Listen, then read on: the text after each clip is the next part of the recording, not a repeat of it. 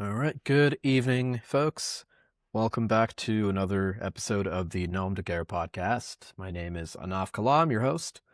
And I just thought on today's video, I would give you an update about the spicy situation in Afghanistan and Pakistan, which, since my last video, has gotten significantly spicier. In the last video, I talked about how Pakistan launched a number of strikes on the group Tehreek-e-Taliban Pakistan, or TTP, which is basically the Pakistani branch of the Afghan Taliban.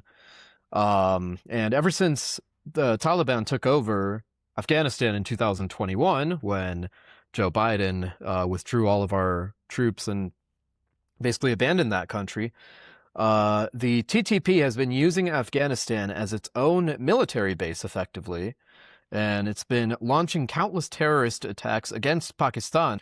And in the last 24 hours or so, those attacks on just the TTP have escalated into full-on war against the Taliban government of Afghanistan.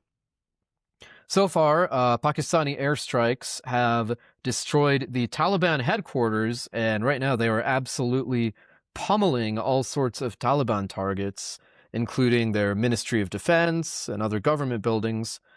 And they're also targeting military sites like bases and ammunition depots, which I will show you all of that here in just a sec. And there are even reports that the Taliban's minister, Neda Mohammed Nadim, was killed in an airstrike near Spin Boldak. And I haven't confirmed this yet. I haven't confirmed whether this guy is at room temperature or a healthy 98 degrees. But looks like it's circulating all over Twitter, all over X here. As far as I know, there hasn't been an official statement from the Taliban, but we will wait and see. And there is also claims going around that the Taliban supreme leader, Hibatullah Akhundzada, was also killed. But again, I don't have confirmation that the supreme leader has been killed. There hasn't been an official statement from the Taliban, so we will wait and see on that. And this time around, unlike in my last video, where Pakistan was essentially targeting just these Taliban TTP cells in Pakistan, this time around, they have expanded their operation to target the entire Taliban government in Pakistan, which, like I said before, is basically the handler of the TTP. At the end of the day, they are both the Taliban. The TTP is just the branch of theirs that wants to extend the Taliban government, like the one in Afghanistan, into Pakistan and replacing that one, which Pakistan, by all intents and purposes, by the way, already basically operates under Islamic law. Like they're basically an Islamic state. There's hardly a distinction between the Taliban and the Pakistan and Pakistan. And so, needless to say, I don't really have a dog in this fight. I'm on nobody's side. I have no sympathy for either Pakistan or for the Taliban. And so, just to show you some more of these videos that are coming out on Twitter of these military operations going on in Pakistan, to my point earlier, here are airstrikes that have been carried out on Kabul from Pakistan. And meanwhile, the Taliban have threatened to retaliate for the strikes on Kabul by bombing Pakistani cities. Which, again, these are major strikes from Pakistani Air Force, from Pakistani jets. Again, whereas these last operations were, they weren't employing nearly this scale or this these types of warfare against the Taliban. So, allegedly, a Pakistani Air Force jet, this video of one crashing near the Afghan-Pakistan border. Sources suggest it might have been a JF-17 fighter. With a lot of the stuff that's coming out, by the way, you should always take it with a grain of salt, because there are so many accounts, there are so many trolls and bots who are just putting out fake information, just putting out straight up BS. But I mean, I don't see why there's a reason to doubt why this would be fake. Again, we'll wait for these things to be confirmed. But to show you another video here, again, Mario Notfall. He puts out good stuff for the most part, but he's hit or miss sometimes. Take it all with a grain of salt. Verify it for yourselves.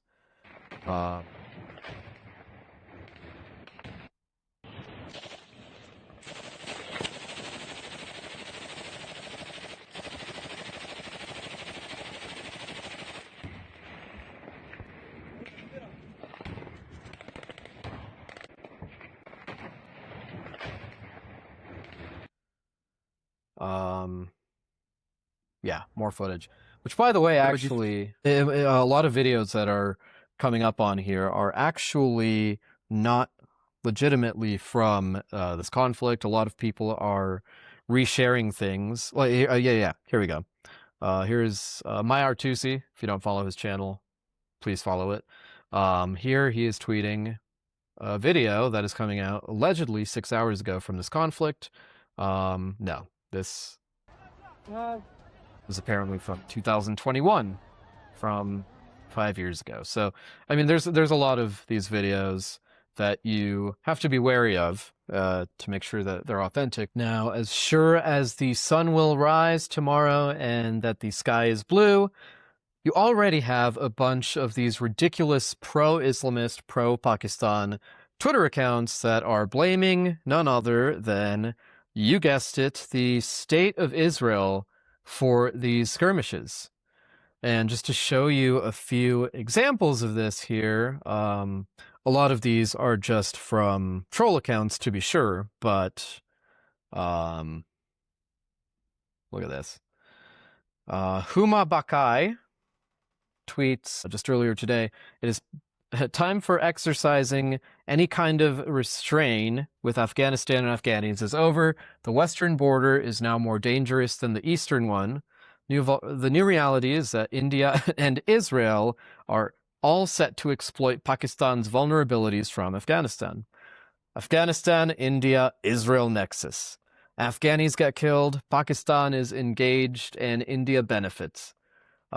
Attempt is to bleed Pakistan without any pain. Always need a way to throw Israel into things. It could be, in this case, a war of Muslims versus Muslims against the Taliban, against like the Taliban light, and somehow you will always find people finding a way to throw Israel into the mix. Shahzad Lodi, who, by the way, apparently is an ex-BBC journalist in the UK, British Pakistani, says, watch out, Braveheart Pakistan armed forces. Afghanistan is a mere front face. It's India-Israel nexus attacking Pakistan. Be at your best. The nation stands with you. Allah bless. So they think that because India and Israel have a close relationship, that it must be Israel who is doing something to the Taliban and supporting them, whatever. This guy is responding to a post about this minister being killed, saying, the Israeli and Indian dog is killed, congratulations. Do I have more? Yeah. Do not stop until, who's this guy? 50,000 followers. I don't know who this guy is. Could be a bot, maybe not. Looks like he's pretty active. Do not stop these strikes until the complete capitulation of the Afghan Taliban and the India-Israel proxy, like terror groups. Just always a way to put Israel into this. Another one here. Smaller account. India is a terrorist state and a fake news capital. India is a terrorist state and a fake news capital of the world. It's not surprising to see these connections. Indians work as spies of India government wherever they immigrate to. Hashtag Iran has learned this lesson the hard way during June 25th war with Israel. So this is one of these deranged, I guess he's not blaming Israel for this, but Might as well be. He's one of those deranged Islamists who think that Iran won the 12-day war with Israel.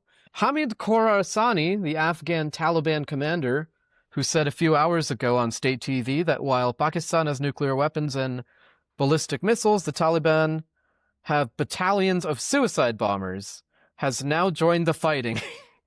It's currently unclear whether he plans to blow himself up.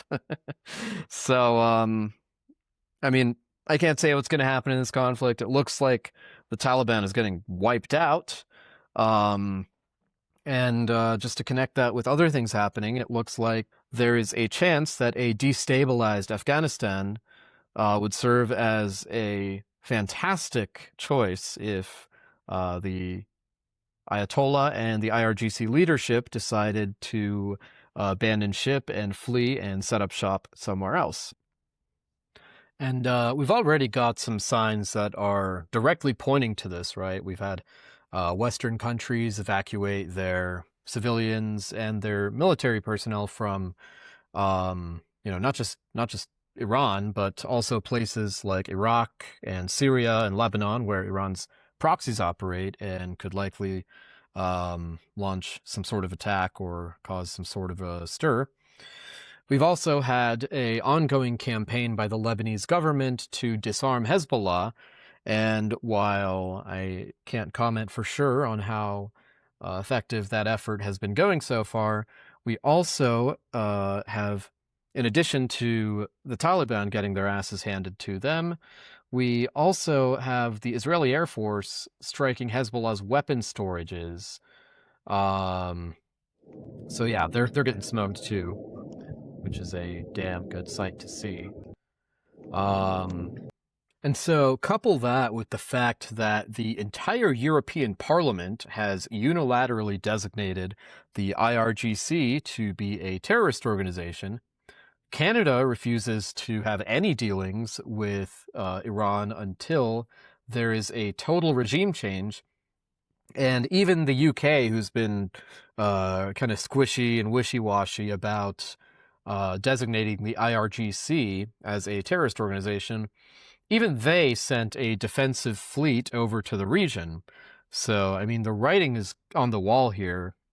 There's absolutely going to be a strike. Almost certainly there will be some kind of regime change effort to finally cut the head off of the mullahs. I saw a post on Twitter here. It comes from Jason Reza Georgiani, who appears to just be a philosopher and Iranologist. He has this tweet here. It's his plan for, if he were the president of the United States, this is how this guy would conduct and conclude a regime change operation in Iran within 72 hours. And now, whether I think this is realistic or not, I think it's interesting, and it could maybe provide some sort of a framework for what very possibly could happen. This is all just this guy's speculation, so this is not official military strategy or anything. But his first step would be the massive bombardment of air defenses, nuclear sites, and ballistic missile launchers and stockpiles. The assassination of Khamenei and his son Mojtaba. The assassination of Larijani and key political leadership. Targeted strikes to destroy every single IRGC base in Iran. Then targeted strikes to destroy Basij command and control in cities. Then await surrender or a coup by the national military and or popular uprising toppling the regime. That is a bit vague. That's not really spelled out here, but we'll get into that in a sec. The second 24 hours, so day 2, would entail the destruction of the Parliament of the Islamic Republic, the assassination of all key reformist politicians, targeted strikes to destroy every single military base in Iran, to coordinate the seizure of media and other key institutions by revolutionaries, airdrop lion and sun flags for a mass popular uprising nationwide. That would be interesting to watch. Day 3, send in a Delta Force squad to secure an airfield in Shiraz, land the Crown Prince, Reza Pahlavi, and his transition team into the airfield, secure Pasargadae as the site for Pahlavi's first address to the nation as transitional head of state, accept surrender from the last elements of the Islamic Republic in Tehran. Again, very vague, very open, and probably easier said than done, if I could guess. Embed special forces within defected units of the Iranian national military loyal to Pahlavi to help coordinate establishment of secure conditions in the capital to ensure the territorial integrity of Iran at its borders and control over vital oil and gas resources.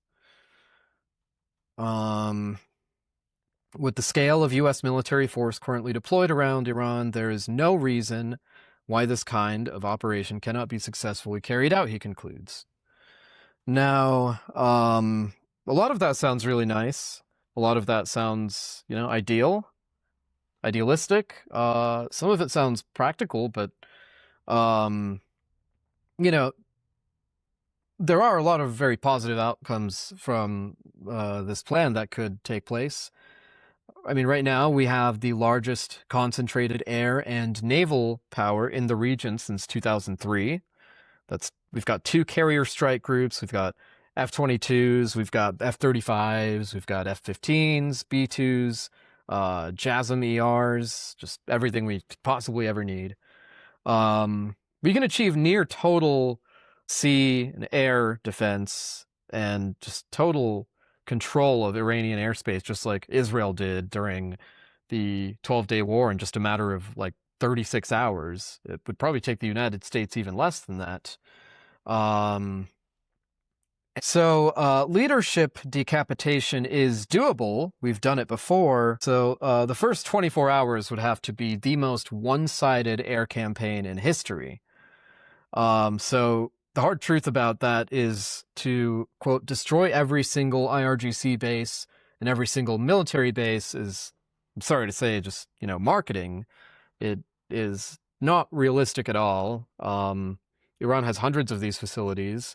Many of them are underground, many of them are mobile, many of them are hidden in cities.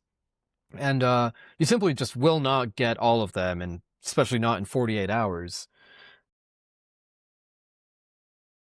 Guarantees urban besiege strikes also guarantee civilian casualties, which leads to instant propaganda wins for the regime, and by extension for leftist media and for the woke right and for the Tucker and the Dave Smith types. And sending a Delta force into Shiraz for a VIP insertion while the country is still chaotic. First of all, that would have to be like a Medal of Honor operation. That would have to be like the most elite forces that the United States have to offer. And it would involve a real risk of losing aircraft and operators, and very importantly, the key political figures like the Crown Prince Pahlavi himself. I mean, if we could achieve all this symbolically, it would be really powerful. Killing the supreme leader and planting the lion and sun flag taps into deep Persian rage that already exists across the streets of the entire country. If the Artesh defects even partially, then the regime could possibly crack faster than anyone really expects, which personally I think is absolutely necessary if you want any regime change operation to even begin to take place. You absolutely need the military and the police forces to defect. But the downside is ugly here. Assassinating reformists along with hardliners would basically kind of make it look like we are wiping out anybody who could negotiate. Destroying parliament and military bases inside cities would again produce a number of body bags that every global network will show as propaganda 24/7. We will get condemned by everyone, again, not least by people like Tucker Carlson, Dave Smith, and their libertarian woke right Twitter meatheads.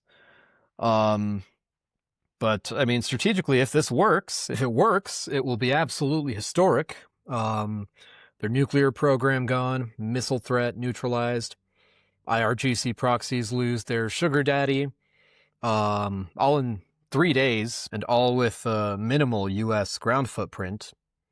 Which, to be clear, this should still absolutely be the ultimate end goal for Iran. And so, we can surely expect Iran will likely mine the Strait of Hormuz, salvo missiles at every U.S. base and Gulf oil terminal, and activate all of their proxy organizations that they still have, which, let's not forget, might also include sleeper cells across the United States and the West and really the entire world.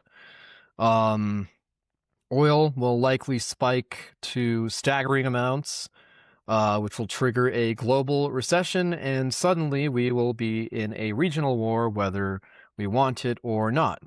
Now, there will always, almost certainly be the issue of sectarian civil war, messy MEK meddling, IRGC and its remnants turning into an Iranian ISIS, just all sorts of things that could happen in the event of beheading the snake and removing the Ayatollahs. And so the stakes to get this just right and to get the planning absolutely perfect is just instrumental. Or else we could end up in some weird situation with the Crown Prince Pahlavi controlling like downtown Shiraz, and then, meanwhile Tehran will descend into militia hell. I don't know. So, in the end, air power alone almost never delivers a clean, stable government, let alone in 72 hours. So the planning on this absolutely has to be just perfect and meticulous. After all, it took months and months of planning just to carry out the Maduro raid in Venezuela. So when you see these stalling tactics and these talks of extending negotiations and extending deadlines for Iran, just know that that's all that is. It's buying time to put together the perfect plan, to plan out the strategy, and to assemble all of our forces where they need to be so that the strategy can be executed. So with that, that is all I have for this evening. Thank you all very much for joining and for watching. If you like this content, please leave a like on this video, subscribe to the channel, and leave a comment with your thoughts. I will see you on the next one.